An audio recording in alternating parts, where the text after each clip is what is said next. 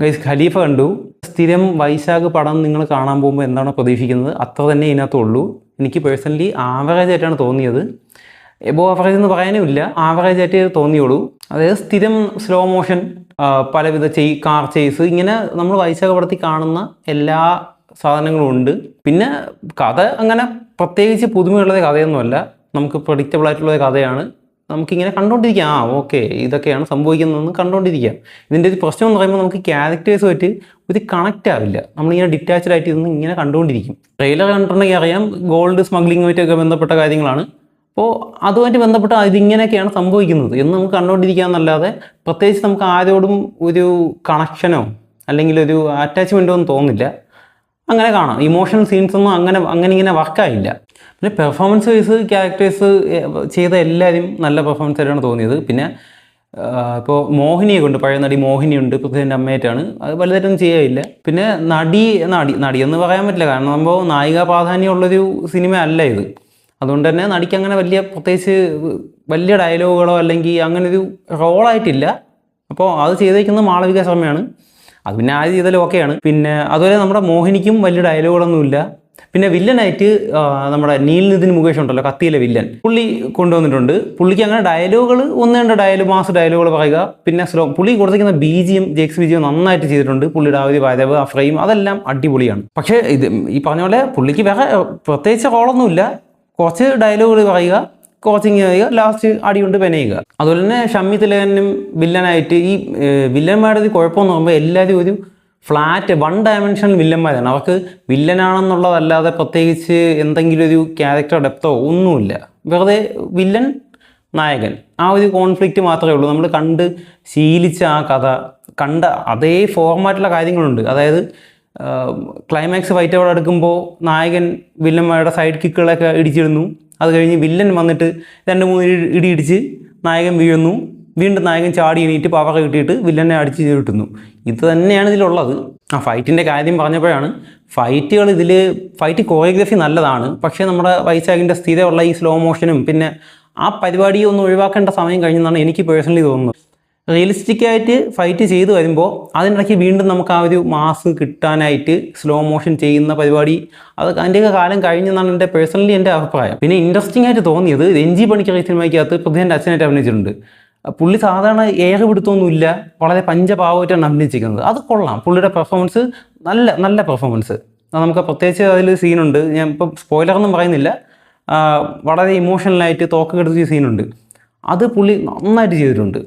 So ആ ഏകപിടുത്തം ഇല്ലാതെ പുള്ളിയെ കാണാൻ പറ്റുന്നത് തന്നെ ഒരു ഫ്രഷ് ഫീലാണ്. അതും ഓക്കെ. പിന്നെ ഈ പടത്തിൽ എനിക്ക് ഇഷ്ടപ്പെട്ട കാര്യം എന്ന് പറയുമ്പോൾ പൃഥ്വിരാജിൻ്റെ ഒരു ചെറുപ്പകാലം കാണിക്കുന്നുണ്ട്. അത് കൊള്ളാം.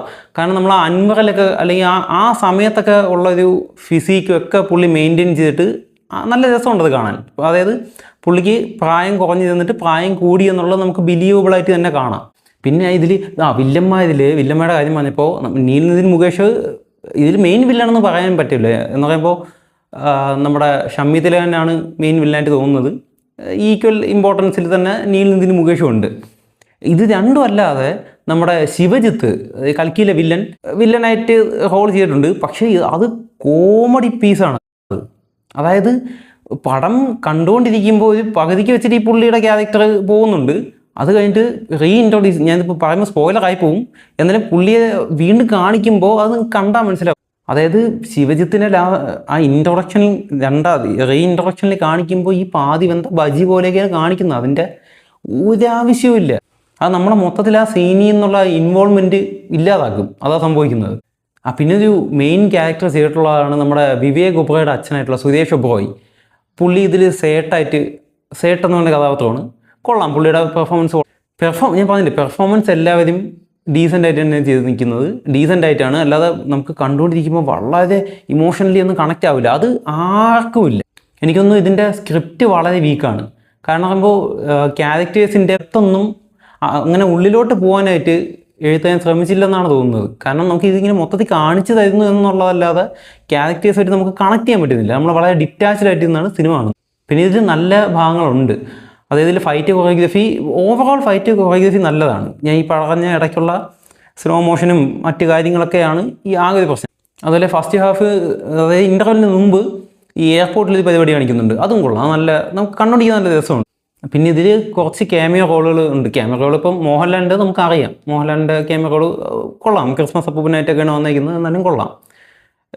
എന്ന് പറഞ്ഞാൽ വെള്ളത്താടി വെള്ളം മുടി, അത് ഓക്കെ, എനിക്ക് കണ്ട് ഓക്കെ, നല്ല ഇതായിട്ട്. പക്ഷേ നമുക്കത് കാണുമ്പോൾ ലൂസിഫറിൻ്റെ ലാസ്റ്റ് സീൻ അതേപോലെ ഓർമ്മ വരും. ബിക്കോസ് പൃഥ്വിരാജുണ്ട്, പിന്നെ മോഹൻലാലുണ്ട്. ഇതിൻ്റെ കുഴപ്പമെന്ന് വെച്ചാൽ ലൂസിഫറിൻ്റെ അവസാനം എങ്ങനെയാണോ സെറ്റ് ചെയ്തിരിക്കുന്നത്, ആ മഞ്ഞ് എല്ലാം അതുപോലെ എടുത്ത് വെച്ചിട്ടുണ്ട്. അതുകൊണ്ട് തന്നെ നമുക്ക് പെട്ടെന്ന് അത് ഓർമ്മ വരും. പിന്നെ ഒരു സർപ്രൈസിങ് ആയിട്ടുള്ള ക്യാമിയോ ഉണ്ടായിരുന്നു. ഞാൻ ഈ ക്യാമിയോ ലിസ്റ്റ് നോക്കിയിട്ടല്ല പോയത്, മോഹൻലാൽ ഉണ്ടെന്നറിയാം, പക്ഷേ സർപ്രൈസിങ് ആയിട്ട് ഉള്ളൊരു ക്യാമിയോ ഉണ്ട്. അത് മോഹൻലാലിൻ്റെ, പേഴ്സണലി എനിക്ക് മോഹൻലാലിൻ്റെ ക്യാമിയോ റോളിനേക്കാളും നന്നായിട്ട് വന്നിട്ടുണ്ടെന്ന് എനിക്ക് തോന്നിയത്. എനിക്ക് അത് നല്ല ഇഷ്ടപ്പെട്ടു ആ ക്യാരക്ടർ. ഞാൻ സ്പോയിലർ ആയതുകൊണ്ട് ഞാൻ പറയുന്നില്ല, അല്ലെങ്കിൽ നിങ്ങൾ തിയേറ്ററിൽ കാണുകയാണെങ്കിൽ അത് നല്ല എക്സ്പീരിയൻസ് ആയിരിക്കും, അതുകൊണ്ട് പറയുന്നില്ല. പക്ഷേ അത് അടിപൊളിയായിരുന്നു. പിന്നെ സൗബിനൊക്കെ ഉണ്ട്, അതൊന്നും ക്യാമിയോ ആയിട്ടൊന്നും കൂട്ടാനില്ല, ജസ്റ്റ് ഒരു ചെറിയൊരു റോളായിട്ട് വന്നിട്ട് പോയി.